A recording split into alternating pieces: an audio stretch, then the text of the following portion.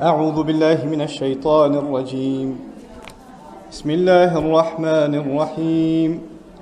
الحمد لله رب العالمين الرحمن الرحيم مالك يوم الدين إياك نعبد وإياك نستعين اهدنا الصراط المستقيم صراط الذين أنعمت عليهم غير المغضوب عليهم ولا الضالين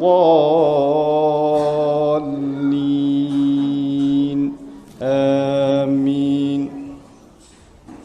الحمد لله رب العالمين والصلاة والسلام على سيد الأنبياء والمرسلين وعلى آله وصحبه أجمعين. ربنا لا علم لنا إلا ما علمتنا إنك أنت العليم الحكيم. الرحمن علم القرآن خلق الإنسان علمه البيان. رب اشرح لي صدري ويسر لي أمري واحلل عقدة من لساني واحلل عقدة من لساني واحلل عقدة من لساني يفقه قولي.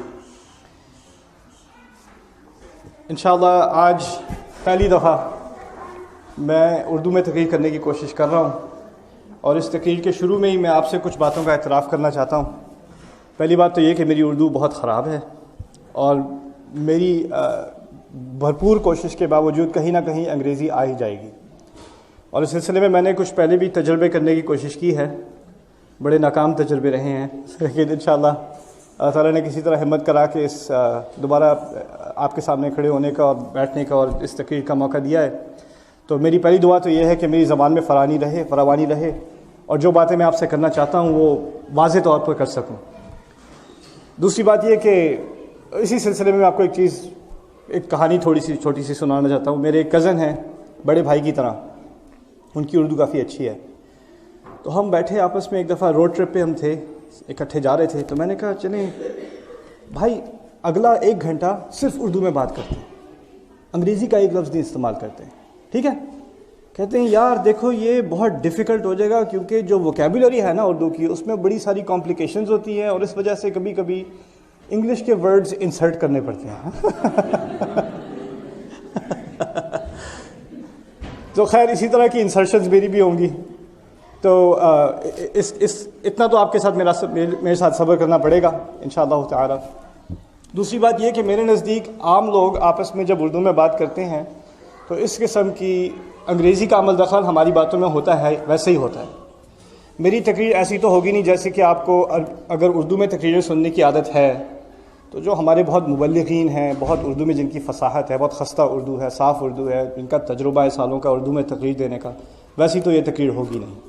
اور جن لوگوں کو واقعی اردو کا ذوق ہے ان کے تو شاید پیٹ میں درد بھی ہو جائے آج کے بعد، ٹھیک ہے؟ لیکن ان تمام چیزوں کے باوجود میں پہلے اس سوال کا جواب دینا چاہتا ہوں کہ میں یہ تقریر کر کیوں رہا ہوں اور اس پروگرام کو میں اردو میں کرنا کیوں چاہتا تھا.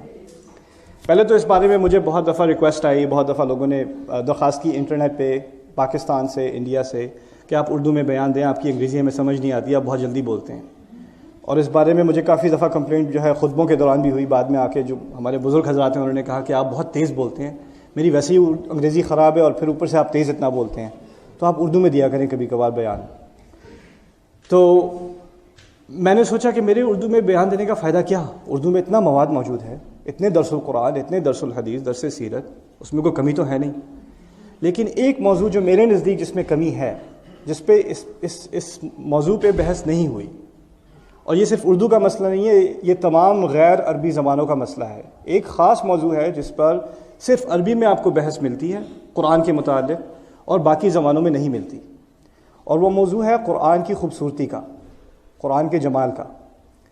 آپ کسی بھی زبان سے متعلق ہوں، اگر آپ مسلمان ہیں تو آپ نے بچپن سے 1-2 چیزیں قرآن کے بارے میں سیکھی ہیں. ان میں سے ایک بات یہ ہے کہ قرآن اللہ تعالیٰ کا کلام ہے، اور یہ کلام اتنا کامل ہے اور اتنا، اب میں انگریزی کا لفظ استعمال کرنے والا ہوں، اتنا پرفیکٹ ہے کہ اس میں کوئی غلطی کا امکان ہی نہیں ہے، اور اس میں ایک حرف اپنی جگہ سے نہیں ہل سکتا، ایک لفظ اپنی جگہ سے نہیں موو کر سکتا. اور اس کے علاوہ یہ بھی کہ جو عربی کے شاعر تھے اس زمانے کے، وہ بہت ہی زبردست، بہت فصیح، مبلغ، وہ بھی قرآن کے سامنے بالکل عاجز ہو گئے، قرآن کا جواب نہیں دے سکے. قرآن نے کیا کہا تھا؟ اسی طرح اگر واقعی اس میں شک ہے تو اس طرح کی کوئی صورت لے آؤ. اور قرآن کی سب سے چھوٹی صورت کون سی ہے؟ آپ بتائیں. سورہ کوثر کتنی آیات ہیں سورہ کوثر میں؟ 3 آیات ہیں. ایک لائن نہیں بنتی، 2 لائنیں بنتی ہیں بس، ایک صفحہ بھی نہیں بنتا. اب عربوں کے سامنے ایک بہت سیدھی سادی چوائس ہے، یا تو آپ 3 لائنیں بنا دیں، یا آپ تلوار اٹھا لیں، یا آپ اپنے لوگوں کو قتل کرنا شروع کر دیں. اپنے اندرونے میں اندرونی جنگ ہو جائے ان کے درمیان. اور ان کے لیے جنگ کرنا آسان تھا، ایک صورت بنانا مشکل تھا. یہی بات ہوئی نا، ایک صورت کا بنانا، کچھ 10 صورتیں، پھر اس کے بعد ایک صورت، 10 آیتیں، کچھ بنانا ان کے لیے مشکل تھا. ان میں سے کوئی چیز نہیں کر سکے وہ. اور یہ بات ہم شروع سے سنتے آئے کہ قرآن بہت زبردست ہے، اس میں تو کوئی خلل ہے ہی نہیں، اور اس کی خوبصورتی اور اس کی طاقت اور اس کا اثر لوگ سنتے تھے اور ان کی زندگی ایک دفعہ سننے کے بعد بالکل بدل جاتی تھی. یہ باتیں میں نے بھی سنی ہیں اور آپ نے بھی سنی ہیں. لیکن اس میں ایک مسئلہ ہے، خاص کر غیر عرب کے لیے، اور آج کل تو میں کہتا ہوں عربوں کے لیے بھی یہی مسئلہ ہے. وہ یہ ہے کہ میں آپ کو مثال دیتا ہوں. کوئی آپ سے کہ یار میں نے ایک یہ فلم دیکھی تھی بڑی زبردست، اوئے ہوئے اس سے اچھی تو فلم ہے ہی نہیں کوئی کہے آپ سے. پھر ایک اور آپ سے وہی کہے بڑی زبردست فلم تھی، اوہ مزہ آ گیا. پھر ایک اور کہے. آپ نے نہیں دیکھی فلم. آپ نے فلم کے بارے میں کچھ پڑھا ہے، آپ نے کچھ سنا ہے، اور آپ جا کے دوسرے سے کہہ دیں یار وہ فلم جو ہے نا بڑی زبردست ہے، اوہ بہت ہی زبردست، اس سے اچھی تو کوئی فلم ہے ہی نہیں. آپ نے دیکھی ہے نہیں دیکھی؟ نہیں. آپ کو اس فلم کا کوئی تجربہ نہیں ہے. میں یہ نہیں کہہ رہا جا کے فلمیں دیکھیں آپ، میں صرف مثال دے رہا ہوں. لیکن آپ کو اس بارے میں کوئی اپنا خود ڈائریکٹ ترجمہ، کوئی ڈائریکٹ ایکسپیرینس نہیں ہے، آپ کا کوئی تجربہ نہیں ہے. ہمارا تجربہ جو قرآن کے ساتھ ہے، ہمارا جو تعلق زیادہ اکثریت کا ہماری قرآن کے ساتھ ہے، وہ کس طرح سے ہے؟ یا تو درس ہے، کوئی قرآن کو سمجھا رہا ہے، یا ترجمہ پڑھ رہے ہیں، ٹھیک ہے نا، یا ترجمہ پڑھ رہے ہیں. پھر ہمارے ہاں ایک بہت عام جو ہے خیال ہے کہ عربی کے بہت سارے الفاظ اردو میں بھی استعمال ہوتے ہیں. تو قرآن جب سننے میں آتا ہے تو کافی سارے الفاظ ہمیں جانے پہچانے لگتے ہیں. تو یار مجھے تو قرآن آتا ہے، سمجھ میں آ جاتا ہے، کافی سمجھ میں تو 70-80% سمجھ آ جاتا ہے. میں نے بہت لوگوں سے سنا ہے، خاص کر اردو بولنے والوں سے، کہ ہمیں تو قرآن بہت اچھی طرح سمجھ آتا ہے ماشاءاللہ، اس میں تو ہماری اتنی مشکل ہے نہیں ہمارے لیے. میں آپ کو ایک بات بتاؤں، اردو اور عربی میں زمین آسمان کا فرق ہے. یہاں تک کہ الفاظ کے معنوں میں زمین آسمان کا فرق ہے. ایک لفظ، کچھ الفاظ ہیں اور وہ بھی کم نہیں ہیں جن میں جو عربی کا معنی ہے وہ اردو کا معنی ہے، ٹھیک ہے وہ ہیں. لیکن سینکڑوں الفاظ ایسے ہیں جو اردو میں ایک معنی دیتے ہیں اور عربی میں بالکل ہی دوسرے معنی دیتے ہیں، اس سے کوئی تعلق ہے ہی نہیں. تو آپ قرآن سمجھ رہے ہیں، قرآن پڑھ رہے ہیں، سن رہے ہیں، اور اس میں آپ نے وہ لفظ سنا جو آپ نے کبھی اردو میں بھی سنا ہوا ہے، اور آپ سمجھے کہ یہ تو مجھے سمجھ آ گیا. سمجھ نہیں آیا. جیسے میں آپ کو مثال دیتا ہوں، هل جزاء الاحسان الا الاحسان فبأي آلاء ربكما تكذبان. ان آیات کا خراب ترجمہ یہ ہوگا احسان کا بدلہ تو احسان ہی ہوگا. هل جزاء الاحسان الا الاحسان. خراب ترجمہ ہے، غلط ترجمہ ہے، سرے سے غلط ہے. کیونکہ اردو کا لفظ احسان اور عربی کا لفظ احسان زمین آسمان کا فرق ہے. اگر میں نے آپ پر احسان کیا، اور انگلش میں سے کیا کہتے ہیں، میں نے آپ پہ کوئی احسان کیا، I did you what? I did you a favor. احسان کا مطلب کسی نے کسی کے لیے بھلائی کی، کسی نے کسی کے لیے کوئی ایسی چیز کی جو اس کو کرنی نہیں چاہیے تھی، لیکن اس نے اپنے طور سے ایکسٹرا کوئی چیز کر دی، کسی پر کوئی انعام کر دیا، کسی کو تحفہ دے دیا، کسی کو معاف کر دیا. ایسی چیز نہیں جو آپ کو کرنی چاہیے تھی. مثلا آپ صبح جاب پہ جاتے ہیں تو آپ اپنی کمپنی پر احسان نہیں کر رہے، ٹھیک ہے نا. لیکن اگر آپ کو دوست کوئی کال کرتا ہے، کہتا ہے یار میں ایئرپورٹ پہ ہوں، میں پھنس گیا ہوں، گاڑی خراب ہے، آ جاؤ، تو آپ اب اس پر احسان کر رہے ہیں. عربی کا لفظ احسان اس وقت استعمال ہوتا ہے جب انسان اپنی بہترین کوشش کسی کام میں لگا دے. یعنی میں نے جو کر سکتا تھا میں نے کیا، اس سے زیادہ مجھ میں محنت کی صلاحیت تھی ہی نہیں، تب کہتے ہیں کہ میں نے احسان کیا ہے. اللہ تعالیٰ فرماتے ہیں هل جزاء الاحسان الا الاحسان. بہترین عمل، بہترین کوشش، بہترین عمل اور بہترین کوشش کی کیا جزا ہونی چاہیے؟ تمہیں تو بہترین ہی ملے گا. تو وہاں معاملہ بہترین کا ہے، ہمارے ہاں معاملہ کسی پر احسان کرنے کا ہے. فرق ہو جاتا ہے عربی میں اور اردو میں. اور یہ صرف ایک چھوٹی مثال ہے، اس کی سینکڑوں مثالیں قرآن میں بھی ہیں اور عربی زبان میں بھی ہیں. یہ ایکچولی کیونکہ میں عربی زبان کا بھی طالب علم ہوں، عربی سیکھنے میں، کیونکہ میری دوسری زبان اردو ہے، تو اردو میں جو الفاظ جو ہم سنتے آتے ہیں اور ہمیں ان کی عادت پڑ جاتی ہے نا، تو ان الفاظ کو ہم کبھی کبھی عربی میں استعمال کرنا شروع کر دیتے ہیں جب عربی سیکھتے ہیں تو، اور وہ عربوں کو سمجھ نہیں آتی سرے سے. جیسے میں ابھی پچھلے کچھ سالوں میں جو مصر میں انقلاب آیا ہے، انقلاب کو انگریزی میں کیا کہتے ہیں؟ ریولوشن کہتے ہیں. انقلاب کو عربی میں ثورہ کہتے ہیں، ثورہ. اب ان کے ہاں لفظ انقلاب ہے، لیکن ان کے ہاں انقلاب کا لفظ استعمال ہوتا ہے جب آپ کہیں جا رہے ہوں اور مڑ کے آپ واپس آ جائیں. مڑ کے واپس آنے کو انقلاب کہتے ہیں. ان کے ہاں انقلاب کو انقلاب نہیں کہتے، ان کے ہاں انقلاب کو ثورہ کہتے ہیں، ثورہ. اوکے. اب میں اپنے استاد سے بات کر رہا ہوں، ھذا الانقلاب عظیم جدا. وہ ہنس ہنس کے ان کے پیٹ میں درد ہو گیا. لم ينقلبوا، وہ کہتے ہیں وہ واپس مڑ کے نہیں بھاگے یار، انہوں نے لڑائی کی آگے جا کے. ہم وہ لفظ استعمال کریں تو اس کے معنی بالکل الٹے نکل آتے ہیں. تو یہ پرانا مسئلہ بھی ہے اور آج کل کا جدید مسئلہ بھی ہے کہ ان الفاظ سے ہمیں یہ غیر صحیح اعتماد نہیں ہونا چاہیے کہ ہمیں عربی سمجھ آ گئی اور قرآن سمجھ میں آنے لگا ہے. لیکن اس کے باوجود ایک درجہ اور بھی ہے. آپ میں سے کچھ حضرات ایسے ہیں، کچھ بہنیں ایسی ہیں، کچھ بھائی ایسے ہیں جنہوں نے کچھ نہ کچھ عربی پڑھی ہے، کچھ نہ کچھ سیکھی ہے، اور کچھ نہ کچھ سیکھنے کے بعد بھی انسان میں ایک کانفیڈنس آ جاتا ہے، ایک اچھی احساس ہوتا ہے کہ چلو کچھ نہ کچھ سمجھ میں آ رہا ہے. اور وہ کچھ نہ کچھ سمجھ میں آنا وہ ایک سطحی چیز ہے. جیسے سمندر کی سطح ہوتی ہے نا، آپ کہیں کہ میں نے سمندر جو ہے I have experience the ocean, میں نے جا کے سمندر دیکھا ہے، میں نے دیکھا ہے. آپ نے دیکھا نہیں، آپ نے صرف سطح دیکھی ہے. کسی نے اندر غوطہ لگایا ہو، کسی نے سب مرین سے جا کے 2-3 میل اندر گہرائی دیکھی ہو، اس نے سمندر دیکھا ہے. آپ نے بھی دیکھا ہے، لیکن کہاں تک دیکھا ہے؟ سطح تک دیکھا ہے.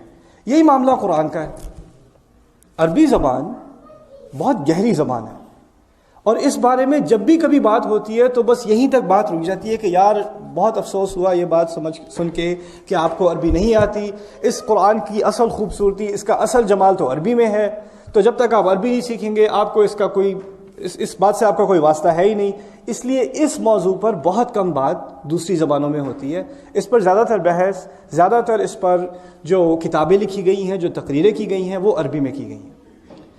لیکن جب پہلی دفعہ میں نے اس موضوع کو پڑھنا شروع کیا عربی میں، اور جن کتابوں سے، جن علماء سے میں نے اس موضوع پر فائدہ اٹھانے کی کوشش کی، مجھے پہلی دفعہ احساس ہوا کہ جو ہم بات کہتے آتے ہیں نا، کہ اس کا ایک ایک لفظ اپنی جگہ پر ہے، اور آپ اس کو ایک لفظ کو آپ اپنی جگہ سے دوسری جگہ نہیں رکھ سکتے. جو دعویٰ سنا تھا شروع سے، اس کا ثبوت پہلی دفعہ میں نے عربی پڑھنے کے بعد دیکھا. اور پھر مجھے احساس ہوا کہ اس بات کی اہمیت صرف ان لوگوں کے لیے ہی نہیں ہے جو محنتیں لگا کے 10 سال لگا کے 5 سال لگا کے عربی سیکھیں اور پھر آخر کار ان کو اس کا کچھ ذوق ملے. اس میں سے کوئی نہ کوئی چیز انگریزی میں بھی موجود ہونی چاہیے، انگلش میں بھی، اردو میں بھی ہونی چاہیے، فارسی میں بھی ہونی چاہیے، ترکی میں بھی ہونی چاہیے، تمام زبانوں میں ہونی چاہیے. کیونکہ انسانیت کا حق ہے کہ دیکھیں اس کتاب کا معجزہ ہے کیا. اصل میں 1400 سال سے زیادہ گزر چکے ہیں، اور ہمارا اعتماد یہ رہا ہے کہ اس کی زبان، قرآن کی زبان، اللہ تعالیٰ کا کلام اتنا عالی ہے، اتنا اونچا ہے کہ انسان اس کا مقابلہ کر ہی نہیں سکتا، انسان کے لیے ممکن ہی نہیں ہے. لیکن یہ دعویٰ خالی دعویٰ ہے، اس کا ہمیں کوئی ذوق نہیں ہے جب تک اس بارے میں ہم کچھ بحث نہ کر لیں. تو یہ بحث جو میں آج آپ سے کرنے والا ہوں انشاءاللہ تعالی، وہ اس موضوع پر تھوڑی سی بحث ہے. اس موضوع میں بھی آپ کے ساتھ غوطہ تو لگا نہیں سکتا اتنا گہرا، کیونکہ اس کے لیے پھر مجھے جو بہت گہرے موضوع ہیں عربی زبان کے، ان کا تو پہلے مجھے سوچنا پڑے گا اس کو انگریزی میں کیسے سمجھاتے ہیں، پھر مجھے سوچنا پڑے گا اچھا اردو میں کیسے سمجھاتے ہیں. لیکن کچھ نہ کچھ ٹیسٹ، کچھ نہ کچھ ذوق میں آپ کو آج دینا چاہتا ہوں انشاءاللہ تعالی. اور اس کے لیے میں نے آج شام، میرا نہیں خیال کہ ہم مکمل کر سکیں گے، لیکن کوشش میری یہ ہوگی کہ آج کم از کم آپ کو میں فاتحہ، سورہ فاتحہ کے بارے میں کچھ لغوی باتیں دکھا دوں، کچھ ایسی چیزیں دکھا دوں جو آپ نے شاید پہلے نہ سنی ہوں، جس کے بارے میں بحث کرنا میرے لیے بھی مشکل ہے دوسری زبان میں، اور آپ کے لیے سننا مشکل ہوگا. لیکن میں اللہ تعالیٰ سے دعا کرتا ہوں کہ میرے لیے یہ سمجھانا آسان ہو جائے اور آپ کے لیے یہ باتیں سمجھنا آسان ہو جائے. کیونکہ میرے نزدیک ان باتوں کے سمجھنے کے بعد ایمان پر ایک اثر پڑتا ہے. اثر یہ پڑتا ہے کہ ہمارا ایمان صرف قلبی ایمان، روحانی ایمان نہیں رہتا، ایک عقلی ایمان بن جاتا ہے کہ مجھے واقعی عقلی دلائل کے اوپر مبنی ایمان ہے کہ یہ کلام الہی ہی ہے، یہ انسان کا کلام ہو ہی نہیں سکتا. تو بسم اللہ الرحمن الرحیم. پہلی بات ہم شروع کرتے ہیں پہلے الفاظ سے فاتحہ کے، جو ہیں الحمدللہ. ہمارے علماء اہل سنت والجماعہ کے علماء کے ہاں اختلاف ہے کہ فاتحہ کی پہلی آیت یا تو بسم اللہ الرحمن الرحیم ہے یا الحمدللہ ہے. آپ نے بھی یہاں امریکہ میں، کیونکہ ہمارے ائمہ مختلف ممالک سے ہیں، کبھی کبھار کسی کے پیچھے نماز پڑھی ہوگی جو جب جہری نمازیں جن میں زور سے پڑھا جاتا ہے، مائکرو فون پہ پڑھا جاتا ہے، ان میں انہوں نے الحمدللہ سے قرات شروع کی. کچھ بعض اور نے کہاں سے قرات شروع کی؟ بسم اللہ سے زور سے قرات شروع کی. آپ کو عجیب لگا ہوگا، ہمارے ہاں تو یہ نہیں کرتے، لیکن ان کے مسلک میں، ان کے مذہب میں ہے کہ بسم اللہ فاتحہ کا حصہ ہے، تو وہ وہاں سے شروع کرتے ہیں. اور دونوں آراء علماء کے ہاں ہیں اور اہل سنت کے ہاں ہیں، لیکن ان میں سے ان دو رائیوں میں سے جس پہ میں زیادہ مطمئن ہوں پرسنلی واللہ تعالی اعلم، وہ یہ ہے کہ الحمدللہ پہلی آیت ہے. اس کی کچھ دلائل بھی ہیں، جیسے رسول صلی اللہ علیہ وسلم ایک بڑی مشہور حدیث قدسی ہے، قسمت الصلاۃ بینی و بین عبدی نصفین، میں نے نماز کو اپنے اور اپنے بندے کے درمیان میں دو حصوں میں منقسم کر دیا ہے، تقسیم کر دیا ہے نماز کو دو حصوں میں. اچھا، اس حدیث میں فاتحہ کا ذکر ہے. حدیث شروع ہوئی ہے نماز کے بارے میں نے نماز کو دو حصوں میں تقسیم کیا ہے، لیکن پوری حدیث کا تعلق فاتحہ سے ہے. یعنی اللہ تعالیٰ کے رسول کے نزدیک صلی اللہ علیہ وسلم اور اللہ تعالیٰ کے ہاں نماز میں اور فاتحہ میں فرق ہی نہیں ہے. نماز کا دل فاتحہ ہے، تو فاتحہ کو دو حصوں میں تقسیم کیا گیا ہے. فنصفھا لی ونصفھا لعبدی، حدیث کہتی ہے کہ آدھا اس کا میرے لیے ہے اور آدھا میرے عبد کے لیے ہے، میرے بندے کے لیے ہے. اچھا، اب جب اس حدیث کی شرح شروع ہوتی ہے تو پہلا کلام اس میں یہ ہے وَإِذْ قَالَ الْعَبْدُ الْحَمْدُ لِلَّهِ، جب میرا بندہ کہتا ہے الحمدللہ، تو بات کہاں سے شروع ہوئی؟ الحمدللہ سے. تو حدیث سے دلیل مل گئی کہ اصل اس کی بدایت، اصل شروعات فاتحہ کی وہ ہے الحمدللہ. اچھا خیر، الحمدللہ کے معنی کیا ہیں؟ کسی کو پتہ ہے؟ مجھ میں بہت صبر ہے، میں انتظار کا ماشاءاللہ. مجھے انگریزی نہیں آتی آج بھول گیا انگریزی. تمام تعریف اللہ کے لیے، یہ آدھا ترجمہ ہے. تمام تعریف اور تمام شکر، تمام تعریف اور تمام شکر اللہ تعالیٰ کے لیے. حمد کے لفظ میں، عربی کے حمد کے لفظ میں دو چیزیں شامل ہیں. ابھی میں نے ان دو چیزوں کا آپ کے سامنے ذکر کیا. وہ کیا دو چیزیں ہیں؟ تعریف اور شکر. تعریف اور شکر دو الگ الگ چیزیں ہیں. تعریف اور شکر ہمارے ہاں دو الگ الگ چیزیں ہیں. آپ جس کی تعریف کرتے ہیں اس کا شکر نہیں کرتے. آپ فرض کریں کسی گھر کی تعریف کر رہے ہیں، آپ ڈرائیو کر رہے ہیں، کسی خوبصورت گھر کے پاس سے آپ گزرے، آپ نے گھر کی تعریف کی، بڑا اچھا گھر ہے. آپ نے رک کر آگے گھر پہ ہاتھ رکھ کے اس کا شکر ادا نہیں کیا، آپ نے صرف تعریف کی ہے. سمجھ رہے ہیں نا؟ تو تعریف کرنا اور شکر کرنا دو الگ الگ چیزیں. اسی طرح آپ کسی کا شکر بھی کر سکتے ہیں اور ہو سکتا ہے اس کی آپ تعریف نہ کریں. اس کی بھی میں آپ کو مثال دیتا ہوں. ابراہیم علیہ السلام، ان کے بارے میں اب یہ تو اختلاف ہے کہ ان کے والد کا ذکر ہے یا ان کے چچا کا ذکر ہے، آزر، جو قرآن میں ہے. لیکن آپ کسی طرح بھی مان لیں ان کی پرورش تو آزر نے کی نا. اور اللہ تعالیٰ نے قرآن میں حکم دے دیا، وہ صرف ہمیں اسلام میں ہی نہیں دیا، تمام رسل کو ان کا جو اسلام تھا ان سب میں ایک ہی حکم ہے، انشکر لی ولی والدیک، میرے شکر گزار بنو اور اپنے والدین کا شکر گزار بنو. ہمیں شکریہ کرنا ہے اللہ تعالیٰ کا اور اپنے والدین کا. اچھا، اگر ہم ابراہیم علیہ السلام کے والد کو ہی مانتے ہیں آزر، فرض کریں، تو وہ والد کیا ایسا کام کرتا ہے جس کی تعریف کی جائے؟ کس کام میں لگا ہوا ہے وہ؟ آپ کو پتہ ہے آزر کس کام میں لگا ہوا تھا؟ بت بناتا تھا نا، بت مشرک تھا. لیکن جب اللہ تعالیٰ نے ہمیں حکم دیا ہے کہ والدین کا شکر کرو، تو اس میں کیا یہ شرط لگائی ہے کہ اگر مسلمان ہوں تو شکر کرو، اگر توحید پر ہوں تو شکر کرو، اگر عیسائی ہوں تو شکر مت کرنا، اگر یہودی ہوں تو شکر مت کرنا؟ نہیں، اس میں تو کوئی قید نہیں ہے. اگر والدین ہوں تو شکر کرو. یہاں تک کہ وَإِن جَاهَدَاكَ عَلَىٰ أَن تُشْرِكَ بِمَا لَيْسَ لَكَ بِهِ عِلْمٌ، اگر تمہارے خلاف بھی وہ لگے رہیں، تمہارے خلاف کوششیں کریں کہ تم بھی شرک کر لو، تب بھی ان بات مت سننا ان کی، لیکن شکر گزار پھر بھی تمہیں ہونا ہے. تو شکر ہو سکتا ہے تعریف کے بغیر، کیونکہ آپ کے اگر والدین ایسی باتیں، ایسے کام کر رہے ہیں جن کی تعریف نہیں کرنی چاہیے. ہمیں تو دین میں اس کی اجازت بھی نہیں ہے کہ ہم کسی مشرک کے شرک کی تعریف کریں، یہاں تک ہمیں اجازت نہیں ہے، لیکن شکر پھر بھی اس کا کرنا ہے. دوسری مثال میں آپ کو قرآن سے دیتا ہوں، فرعون کی. فرعون نے اپنے گھر میں کسے پالا ہے؟ موسیٰ علیہ السلام کو. موسیٰ علیہ السلام سالوں بعد واپس آ رہے ہیں، اور جب آپس میں ان کی بات چیت پہلے عرصے بعد ہو رہی ہے تو فرعون نے اپنا احسان جتلایا ہے. الم نربک فینا ولیدا ولبثت فینا من عمرک سنین، کیا ہم نے تمہیں اپنے ساتھ بچے کی طرح نہیں پالا بڑا کیا تمہیں اس گھر میں؟ تم نے ہمارے ساتھ اتنے سال نہیں گزارے، تم ایسے بات کرتے ہو میرے ساتھ؟ تمہیں شرم نہیں آئی میرے آگے اس طرح سے گستاخی کرنے کی؟ اس طرح بات کرتے ہو میرے آگے؟ یہ بات فرعون نے کی تھی موسیٰ علیہ السلام سے، قرآن میں موجود ہے۔ اور قرآن میں موسیٰ علیہ السلام نے اس بات کا شکر بھی ادا کیا، وَتِلْكَ نِعْمَةٌ تَمُنُّهَا عَلَيَّ، یہ واقعی تم نے مجھ پر بہت احسان کیا، میں اس بات کا اعتراف کرتا ہوں۔ اچھا موسیٰ علیہ السلام اس کی تعریف تو کبھی نہیں کریں گے، لیکن اگر احسان ہے تو کرنا کیا ہے؟ شکر۔ میرا کہنے کا مقصد یہ ہے کہ تعریف میں اور شکر میں فرق ہے، یہ دو الگ الگ چیزیں ہیں۔ اور جب ہم الحمدللہ کہتے ہیں تو ہم نے کیا کیا چیزیں شامل کر دیں؟ ایک طرف حمد اور دوسری طرف، ایک طرف تعریف اور دوسری طرف شکر، دونوں چیزیں ہم نے ملا دی۔ اچھا اب عربی کی طرف آئیے ذرا۔ عربی میں ایک اور لفظ ہے مدح، مدح جسے ہم مدح کہتے ہیں اردو میں، مدح کا لفظ ہے عربی میں۔ مدح کے معنی ہے تعریف، مدح کے معنی ہے تعریف۔ عربی میں ایک اور لفظ ہے، وہ اردو میں بھی ہے، اس کا عربی کا لفظ ہے ثنا، اسے ہم ثنا کہتے ہیں۔ حمد و ثنا سنا ہے کبھی؟ حمد و ثنا، تو ثنا بھی تعریف کا لفظ ہے۔ تو اب میں آج آپ کو کچھ عربی کے الفاظ بھی سکھا دوں چلتے چلتے۔ حمد کا معنی کیا ہے؟ تعریف، اور اگر بہت زیادہ تعریف ہو، بہت بڑھ چڑھ کے تعریف ہو تو اسے ثنا کہا جاتا ہے۔ مدح، مدح عام تعریف، ثنا بہت بڑھ چڑھ کے، بہت ہی زیادہ تعریف، مبالغہ کر کے تعریف، مبالغہ آرائی کر کے تعریف، اسے ثنا کہتے ہیں۔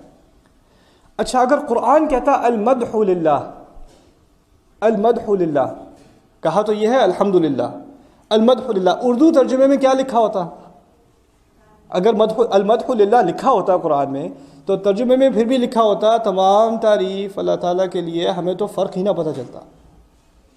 لیکن مدح میں کیا چیز شامل نہیں ہے؟ اب میں آپ سے پوچھتا ہوں، مدح میں کیا شامل نہیں ہے؟ شکر شامل نہیں ہے، شکر شامل نہیں ہے۔ اچھا اگر قرآن کہتا الشکر للہ، اگر قرآن میں لکھا ہوتا الشکر للہ تو شکر تو شامل ہوتا، پھر کیا شامل نہ ہوتا؟ تعریف شامل نہ ہوتی۔ دونوں طرح سے بات آدھی رہ جاتی ہے۔ اور اگر یہ بھی قرآن کہہ دیتا المدح والشکر، وا کے معنی کیا ہے اور بھی پتہ ہے؟ اور المدح والشکر للہ، المدح والشکر للہ، تو پھر تو ترجمے میں لگتا ہے بات ہو گئی، تعریف اور شکر، تمام تعریف اور شکر اللہ تعالیٰ کے لیے۔ لیکن عربی میں ایک قاعدہ ہے، وہ کہتے ہیں خیر الکلام ما قل و دل، بہترین بات وہ ہے جو کم سے کم الفاظ میں ہو، کم سے کم الفاظ میں آپ اپنا معنی ادا کر دیں وہ بہتر ہے۔ آپ زیادہ سے زیادہ الفاظ میں معنی ادا کرتے ہیں، اس کا مطلب ہے کہ آپ کے ذخیرہ الفاظ میں، آپ کی ووکیبلری میں وہ چیزیں ہیں نہیں جن کو استعمال کر کے آپ جلدی سے بات کر سکیں۔ آپ کو بڑھا چڑھا کے بات کرنی پڑتی ہے، کیونکہ آپ کو اختصار سے، خلاصے سے بات کرنے کی قدرت نہیں ہے آپ میں وہ صلاحیت نہیں ہے۔ تو خیر، المدح والشکر للہ لمبا ہو گیا کام، الحمد اس سے بھی بہتر ہے۔ لیکن ایک اور فرق بھی ہے آگے جانے سے پہلے، عربی زبان میں کیونکہ بہت دقت ہے، بہت باریک زبان ہے، تو تھوڑا سا بھی فرق ہونا جو ہمیں ترجمے میں احساس نہ ہو، جس کا انہیں احساس ہوتا ہے عربی میں، بہت سینسٹیو زبان ہے، بہت حساس زبان ہے۔ اگر بیچ میں واو ڈال دیا، المدح و الشکر للہ، اگر واو بیچ میں ڈال دیا تو اس کہنے کا مقصد یہ ہے کہ کچھ چیزوں کے لیے تو میں اللہ تعالیٰ کی تعریف کرتا ہوں، کچھ چیزوں کے لیے وہ تعریف کا مستحق ہے، اور کچھ اور چیزوں کے لیے وہ شکر کا مستحق ہے، کیونکہ میں نے شکر اور تعریف کو الگ کر دیا زبان میں، اس کا مطلب ہے معنی میں بھی میں نے الگ کر دیا، فلسفیانہ طور پہ بھی میں نے الگ کر دیا۔ کچھ چیزوں کے لیے میں شکر کرنے کے تیار ہوں، کچھ چیزوں کے لیے تعریف کرنے کے لیے تیار ہوں۔ اچھا الحمد میں یہ مسئلہ نہیں ہوتا، الحمد میں جس چیز کی تعریف کروں گا اسی چیز کا شکر بھی کروں گا، جس چیز کا شکر کروں گا اس چیز کی تعریف بھی کروں گا، اور یہ بھی نہیں کہ ایک پہلے کروں گا پھر بعد میں دوسری کروں گا، اور پہلے ایک ساتھ ہی کرنی پڑے گی، ایک ساتھ ہی کرنی پڑے گی۔ دوسری عظیم بات یہ کہ مدح کا لفظ عربی میں، اس میں نیت شامل نہیں ہے۔ عربی کے لفظ میں جب آپ لغت میں بحث میں لگے، لسان العرب بہت بڑی بڑی ڈکشنریز ہیں عربی زبان کی، ہماری اردو اور انگلش کی طرح کی ڈکشنریز نہیں ہے جہاں آپ نے ایک لفظ دیکھا اور اس کا آگے معنی دیکھ لیا، نہیں، عربی میں ایک لفظ ہوتا ہے، پھر اس پہ 4 صفحے کی بحث ہوتی ہے ایک لفظ پہ، پھر دوسرا لفظ ہوتا ہے اس پہ 4 صفحے کی بحث ہوتی ہے، کیونکہ بہت باریک زبان ہے، وہ چاہتے ہیں کہ آپ سمجھیں ایک ایک لفظ کو آپ بہت گہری طرح سمجھیں۔ اچھا اب مدح کے بارے میں جو بات لغوی ان کے جو اہل لغت ہیں انہوں نے کہی ہے کہ مدح میں نیت نہیں ہوتی، نیت شامل نہیں ہوتی. مثلا آپ نے کھانا پکایا، میاں گھر پہ آئے، دونے والے کھائے، ہاں بڑا اچھا کھانا ہے، بہت اچھا بنایا آج. شاید ان کے دل میں یہ بات نہیں ہے، مدح تو کر دی لیکن آپ کو اچھی طرح پتہ ہے کہ آپ نے نمک جان بوجھ کے نہیں ڈالا تھا، یہ صرف تجربہ تھا کہ وہ کہتا ہے کہ نہیں کہتا. رائٹ؟ پھر بھی مدح کر دی، حمد نہ ہوئی. حمد اس وقت ہوتی ہے جب نیت بھی ساتھ میں ہو. تعریف کی ہے، شکر کیا ہے، لیکن نیت بھی ساتھ میں ہے، نیت بھی ساتھ میں ہے. اچھا اب الحمدللہ کا سو فار جہاں تک ہم پہنچے ہیں ابھی تک، جہاں تک بات پہنچی ہے، اس سے پھر مقصد کیا ہوا کلام کا؟ ان چیزوں کا فائدہ کیا ہے؟ فائدہ ان کا یہ ہے کہ ہمارا جو نظریہ ہے، جس نظر سے ہم دنیا کو دیکھتے ہیں، اپنی زندگی کو سمجھتے ہیں، جو کچھ میرے ساتھ ہو رہا ہے، یا تو میری جاب میں کچھ مسئلہ چل رہا ہے، یا گھر پہ کوئی مسائل ہیں، یا کوئی پیسوں کے معاملے میں مسئلے ہیں، یا صحت کا مسئلہ ہے، یا رشتہ داروں کا مسئلہ ہے، یا سسرال کا مسئلہ ہے، کوئی بھی مسئلہ ہے، تو پہلے الفاظ جو میری زبان سے مسلمان کے طور پہ نکلتے ہیں وہ کیا نکلتے ہیں؟ الحمدللہ. اور الحمدللہ کہنے کا مقصد یہ ہے کہ جو کچھ ہو رہا ہے مجھے تو اس کی تعریف کرنی چاہیے، اور جو کچھ ہو رہا ہے مجھے اس کا شکر گزار ہونا چاہیے. یعنی الحمدللہ کہنے کے بعد میرے پاس شکوے کی گنجائش نہیں رہی. یا تو ہم شکوے والے لوگ ہیں یا ہم الحمدللہ والے لوگ ہیں. اس سے انسان کی ذہنیت پہ بہت اثر پڑتا ہے ان الفاظ سے، الحمدللہ سے. الحمدللہ کوئی چھوٹا سا کلام نہیں ہے. اور ہمارے ہاں الحمدللہ تو اس وقت بھی کہا جاتا ہے جب ہمارے دل میں شکوہ ہو، شکل پر شکوہ ہو، کیا حال چال ہے، بس الحمدللہ یار کیا بتاؤں.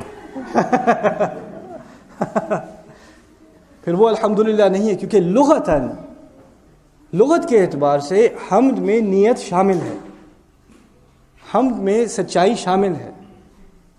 تو جب اللہ تعالیٰ کہتے ہیں نا لما تقولون ما لا تفعلون، تم کہتے وہ جو کرتے نہیں ہو. تمہاری زبان پر الحمدللہ ہے، تمہارے دل میں نہیں ہے، تمہاری شکل میں نہیں ہے، تمہارے خیالات میں نہیں ہے. تو یہی تو اصل شکوہ ہے اللہ تعالیٰ کا، لما تقولون ما لا تفعلون. یہ شروع ہوتا ہے الحمدللہ سے. اب الحمدللہ کو میں نے اس تھوڑے سے سیشن میں کمپیئر کیا ہے اب تک صرف مدح اور